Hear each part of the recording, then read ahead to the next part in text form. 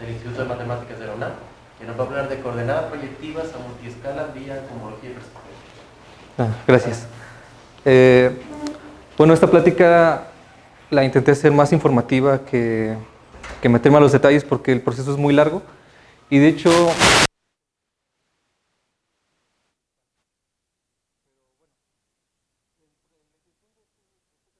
es, como lo dice, dar coordenadas de un conjunto de datos dentro de un espacio proyectivo que sea un modelo para poder extraer información importante de un conjunto de datos. Pero como esto es de matemáticas, cada vez que diga datos, realmente voy a estar hablando de un conjunto finito dentro de un espacio euclidiano Rn. ¿Okay? ¿De dónde surge la idea de hacer análisis topológico de datos? Voy a poner 3 ejemplos de problemas de análisis de datos, cómo lo ven los estadistas y cómo lo vemos los topólogos. De hecho, es un poco interesante. El primer ejemplo es hacer clúster análisis. Las empresas tienen un montón de datos, las meten en una gráfica y se preguntan cuál es la clasificación que debo de hacer para poder distinguir cada uno de estos componentes. Si por ejemplo pensamos que estos datos, la primera coordenada es la cantidad de ocasiones que asiste una persona a una tienda y la coordenada Y es la cantidad de dinero que gasta, las personas que van poco y gastan poco, yo quiero que se muevan al clúster que está aquí de este lado, que vayan mucho y gasten mucho. Pero pues estadísticamente es poco probable que estas personas se muevan. Es más probable que estas personas que van muy seguido, pero que gastan mucho pero no van muy seguido, se muevan para convertirse en clientes fieles. Pero si nosotros nos preguntamos topológicamente qué significa hacer clúster análisis, es qué topología debo de darle a un conjunto de puntos para que este se vuelva un espacio con 4 componentes conexas distinguibles. O sea, lo puedo hacer calculando pi0, h0, o sea, lo puedo hacer con homología y con cohomología. Con homotopía no, porque la homotopía no es, o sea, si de por sí es difícil calcularlo a mano, pues decirle a una computadora que lo hago es todavía más difícil. Entonces, para eso se ocupa la homología. El siguiente ejemplo es Wireless Sensor Networks, que son redes de sensores inalámbricas. Lo puede pensar como que cada uno de estos puntos es, por ejemplo, la alerta sísmica. Tiene un radio de acción, es decir, la gente que está dentro de este radio percibe la señal, escucha el sonido, pero la gente que está fuera de este radio no lo escucha. Por lo tanto, cada vez que 2 radios de acción se intersecten, los puedo unir mediante una línea, y cada vez que 3 se intersecten, pues estoy generando aquí un círculo. Un triángulo, perdón, es que estoy pensando en la realización. Entonces, aquí está interesante, ¿por qué? Porque hay 3 puntos que se unen, digamos que estos son nuestras 3 señales.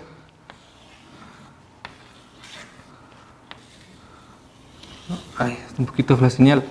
Entonces hago esto de aquí, los uno, y esto como realización geométrica pues es un círculo, ¿no? O sea, esto sería S1 y este es nuestro espacio de señales inalámbricas. Pero esto de aquí no es contraíble. Eso quiere decir que hay un agujero dentro de mis alertas sísmicas y entonces esto es peligroso. Significa que hay una señal aquí en medio que está en peligro de no reconocer una alerta. O sea que estoy preguntándome cuántos ciclos no contraíbles hay en mis señales.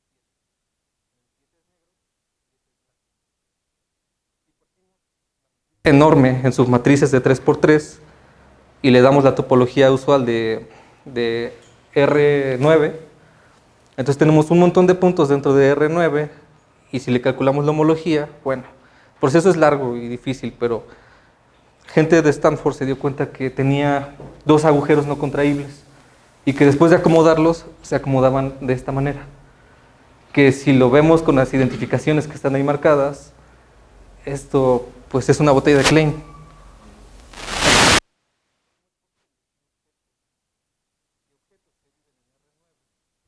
se puedan acoplar de manera adecuada a un plano proyectivo de dimensión 2. Eso quiere decir que la botella de Klein es un buen modelo para poder ver cómo se comportan este tipo de matrices.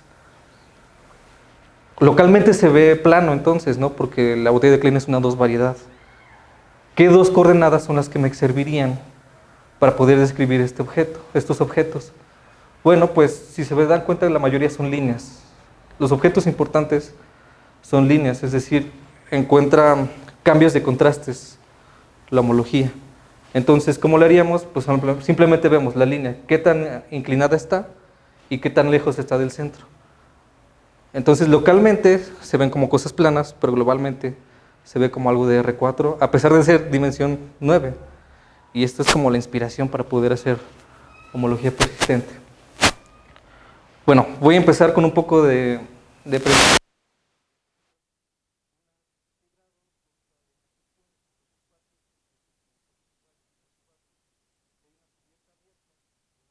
imagen de la cubierta es homeomorfa al abierto cruza un espacio topológico. Este espacio topológico se llama la fibra. Y decimos que un haz es un haz vectorial de dimensión n si la fibra es precisamente un espacio vectorial de dimensión n, ya sea real o complejo. Bueno, no uno, tiene que ser Rn o Cn. Y que las restricciones de estos homomorfismos dependen del abierto. Y que la restricción a fibras sea una transformación lineal. El ejemplo más fácil es el haz producto. Tomamos un espacio topológico, cruz FK, la función que sea la proyección en la primera coordenada, y este de aquí es el haz producto. Cualquier cosa que se parezca a esta cosa es un haz trivial. El siguiente ejemplo es que si tenemos ya un haz vectorial, que sería este de aquí, y una función que va de otro espacio al espacio base, entonces podemos generar este subconjunto del producto cruz de estos dos que cumplan esta propiedad, y hacemos este haz de aquí que se llama el pullback, que hace a este diagrama conmutativo.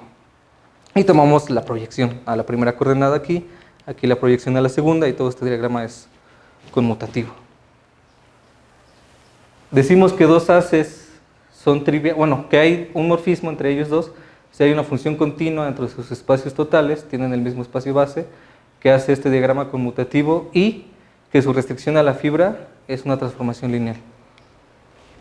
Si existe una transformación lineal, decimos que dos haces son isomorfos si hay una transformación de aquí a acá que haga el diagrama conmutativo, una de aquí a acá que haga el diagrama conmutativo, y que compuestos haga la identidad en el espacio total. Y bueno, este espacio es muy importante para nosotros, la grassmanniana. Vamos a construir un haz sobre la grassmanniana. ¿Por qué? Porque queremos clasificar todos los haces vectoriales, porque ahí vamos a encontrar una función que nos diga cómo meter un espacio para compacto dentro de un plano proyectivo.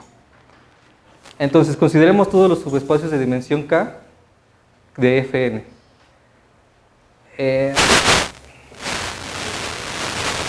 Bueno, la topología es, tomamos todos los monomorfismos de el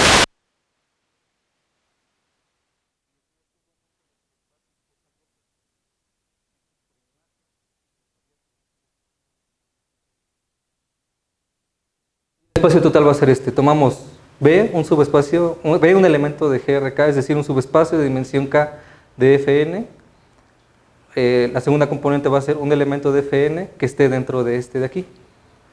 Y la proyección la damos a la primera coordenada del espacio total a la grassmanniana. Claramente la preimagen es la preimagen de un punto es un espacio.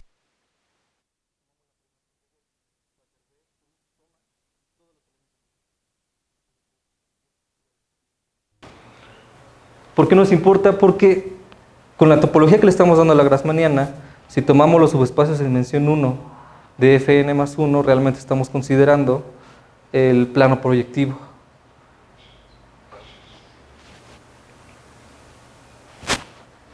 ¿Ok? Ahí está.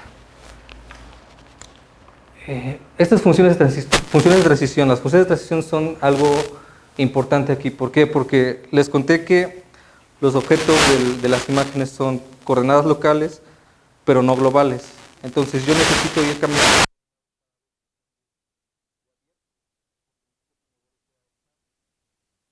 Entonces, tomemos un punto en dos abiertos, en la intersección de dos abiertos. Si fijamos ese punto,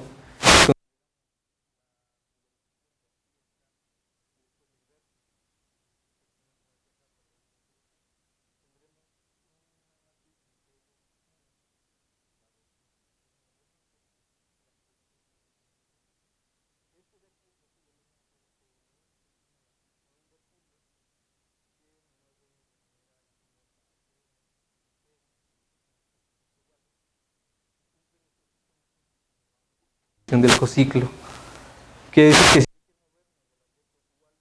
al U gamma puedo pasar primero por beta y después irme a gamma. Que si me muevo de U alfa a U alfa realmente no me estoy moviendo, que si me voy de alfa a beta, de U alfa a U beta, es lo mismo que si me voy al revés de U beta a U alfa. Y de hecho esto ya, condición de cociclo, ya nos empieza a sonar, ¿no? Ya empieza a sonar a cohomología. Y bueno, rápidamente esta construcción se puede invertir. O sea, ¿qué está pasando? Tengo un as vectorial, el as vectorial me dice que hay funciones de transición, las funciones de transición cumplen la condición de cociclo. Y se puede hacer al revés. Si tengo una cubierta y un montón de funciones que cumplan la condición de cociclo, es decir, que a cada intersección no vacía me asignen una matriz no invertible que hace estas cositas de aquí, entonces si hago este cociente, podré generar este as vectorial con espacio total esto, la base se queda igual y la proyección en la primera coordenada. Que básicamente que estoy diciendo que dos puntos aquí van a ser lo mismo si coinciden en la primera coordenada, si sus dos abiertos se intersectan y si puedo moverme de un elemento de la fibra a otro mediante un objeto mediante un cociclo, perdón. Y este es el teorema importante del trabajo. Si tenemos un espacio paracompacto y un as vectorial de dimensión k sobre b, entonces existe una función continua del paracompacto en la grassmanniana, única salvo homotopía, de modo que el pullback es isomorfo al as tautológico que se define sobre la grassmanniana. Básicamente lo que quiere decir esto es que esta función de aquí es inyectiva. Más adelante se ve que es biyectiva. De hecho es biyectiva, pero no me quiero meter ahorita en muchos problemas. Entonces, cada vez que yo tengo un as vectorial de dimensión k sobre b, entonces también tengo una función, salvo homotopía, que va de b a la grassmanniana. Aquí este es el colímite, ¿no?, de todas las grassmannianas. Bueno, complejo simplicial, yo creo que todos sabemos qué es básicamente esto.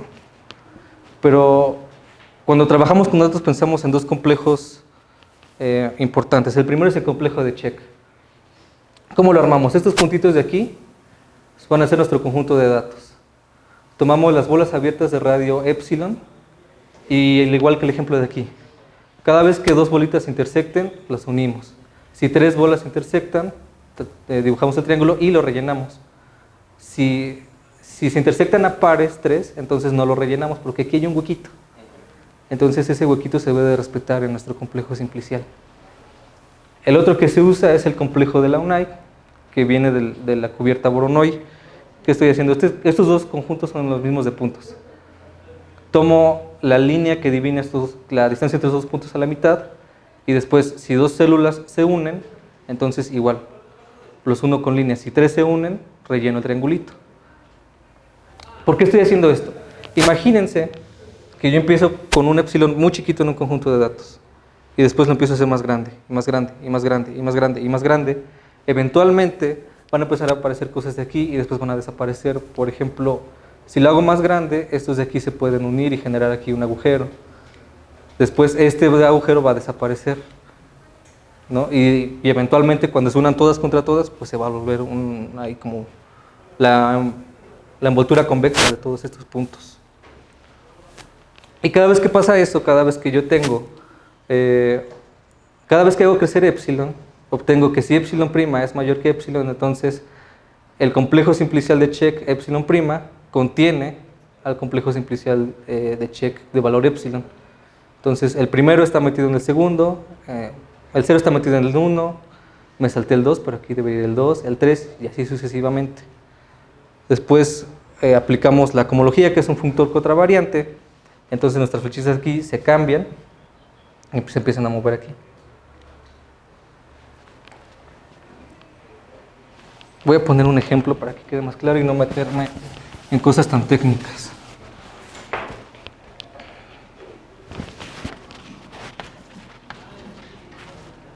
Supongamos que el primer epsilon hace esto. H0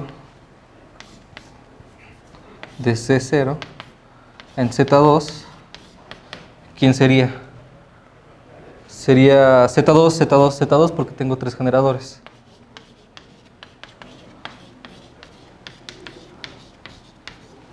Después hago crecer más el epsilon.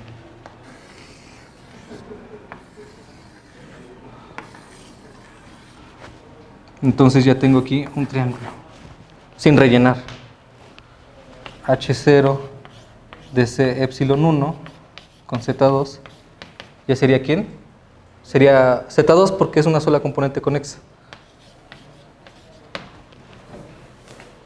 Y de aquí en adelante, cada vez que haga que epsilon crezca, pues se va a mantener así.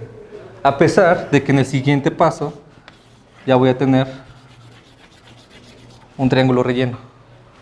Entonces cuando calcule H1, este sería trivial, este seguiría siendo Z2, y cuando pase a H, Z epsilon 2, esto se va a volver otra vez trivial. Entonces aquí hay generadores que no están aquí, y que no están aquí, y que no están aquí. Cada vez van apareciendo más y más y más. Y los representamos en este diagrama que se llama... Epsilon vale 0.4, hay un ciclo.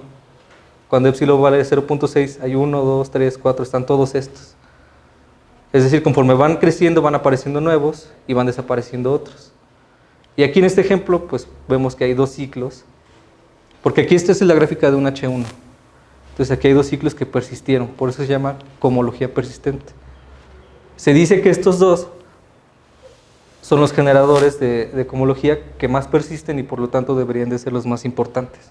Esto nos da una ayuda para descubrir cuál es el espacio al que deberíamos de incluir nuestro conjunto de datos. Luego, después de hacer muchas cuentas, llegamos a este teorema que dice que si tengo un espacio topológico, debería de ser paracompacto, y una cubierta abierta con una partición de la unidad dominada a ella, y un montón de funciones que cumplen la condición de cociclo, entonces yo puedo meter el espacio paracompacto dentro del espacio proyectivo mediante estas coordenadas. Y no solo eso, sino que esta función clasifica a este as. Es decir, que el pullback de esta función es isomorfo al as inducido por estas funciones de aquí. Voy a poner un ejemplo para que sea más sencillo. Ay, se ve muy feo. Bueno, consideramos que B sea S1. Y U las cubiertas que están aquí. Este es U0, U1, aquí no se ve, pero aquí está U2. Y le calculamos el nervio. El nervio es esto que estuvimos haciendo aquí. Cada vez que 2 abiertos intersecten, los unimos. Cada vez que 3 intersecten, los unimos, etc. Y obtenemos este complejo simplicial de aquí. Claramente este es el mismo tipo de homotopía que este, ¿no? Y ahora tenemos una función que a cada punto de aquí me lo puede mandar a un punto de aquí, como mediante sus coordenadas baricéntricas, que es esta función de aquí. La partición de la unidad se utiliza para que cuando hagamos aquí la suma sea igual a 1 y todo esto sea una combinación conexa de elementos de la cubierta abierta, ¿no? Por ejemplo, este punto de aquí, de en medio, lo puedo escribir como U0 por un medio, más un medio por un 0, más un medio por 1, más 0 por 2. El punto de aquí lo puedo ver como 1, 0, 0, este lo puedo ver como 0, 1, 0, 0, 0, 1. Es decir, tengo una función que a cada punto de mi espacio lo manda a la realización geométrica, que este es un conjunto para compacto porque es compacto. Y entonces ya puedo aplicar la función que dice mi teorema, que me dice que todo punto lo puedo meter dentro del plano proyectivo mediante estas coordenadas. Voy a suponer dos conjuntos de funciones de transición. El primero que sea trivial, todos van a ser 1. Y el segundo que cumpla esta condición, que 0, 2 y 2, 0, es decir, para pasar de la cubierta 0 a la 2 y la 2 a la 0, es menos 1 y las demás van a ser 1. Entonces, en la primera, las coordenadas simplemente van a ser tomar la raíz de cada coordenada baricéntrica, y la segunda va a ser, estos son los que están en U0 y en U1, pero no están en U2. Los que están en U1 y en U0 y en U2, pero no están en U1. Los que están en U1 y en U2, pero no están en U0. Y estas van a ser sus coordenadas después del teorema. Se ve raro, pero quedaría así. De este lado podemos ver cómo queda la función si ocupamos las funciones de transición triviales, que solamente son 1. Y de este lado podemos ver las que ocupamos en el segundo caso, estas de aquí. ¿Qué diferencia vemos? Vemos que si metemos mediante la función f omega a nuestro espacio topológico, que era S1, me vuelve a quedar S1 dentro del plano proyectivo. O sea, esta es la esfera antes de hacer la identificación antipodal. Y si lo hacemos así, me queda este de aquí, que también es un ciclo. Recordemos que este punto es igual a este punto porque es antipodal. Pero no son iguales, porque este de aquí es orientable y este de aquí no lo es. Entonces ya encontramos dos formas distintas de meter S1 dentro de RP2. Si S1 fuera nuestro conjunto de datos y vemos cierto tipo de orientabilidad, ya podríamos ocupar este. Pero no sirve de mucho, ¿no? S1 dentro de RP2 pues es lo mismo, solamente lo estoy complicando más. Sin embargo, este pudiera ser útil, porque dentro de la banda de Möbius podemos verlo como un espacio de identificación.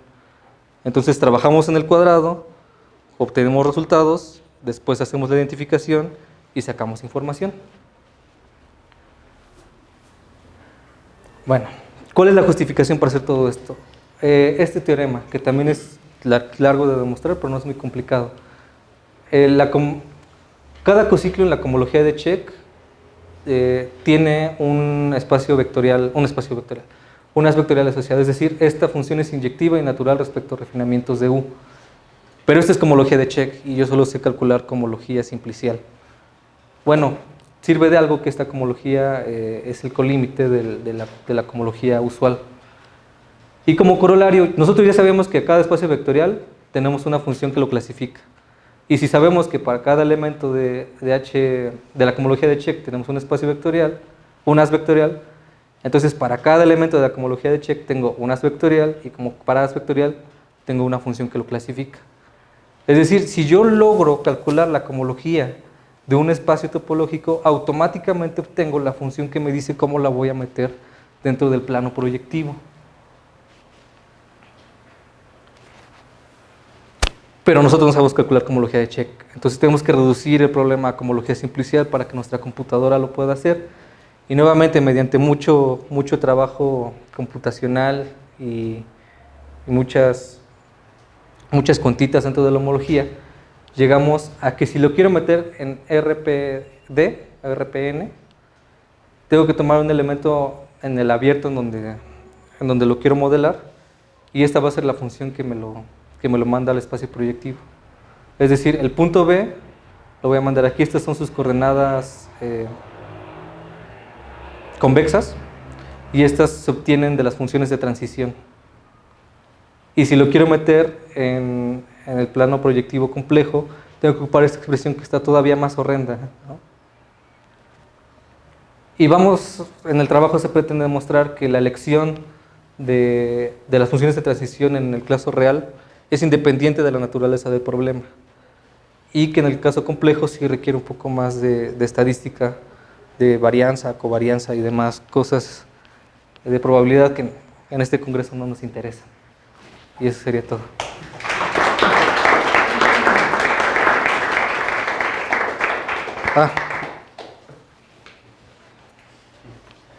¿Alguna pregunta? ¿Vale?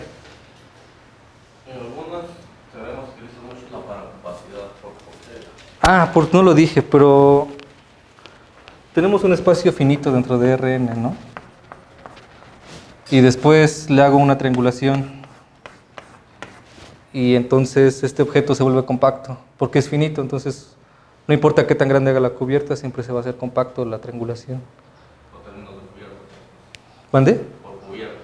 Por cubiertas. Bueno, el resultado está hecho para compactos. No sé si se cumpla en general con otras condiciones. Ah, no.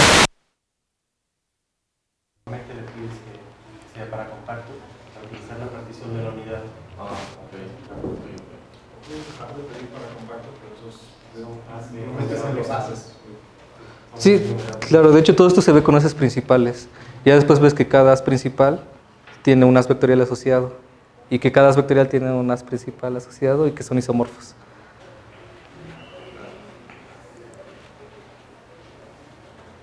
¿Más preguntas?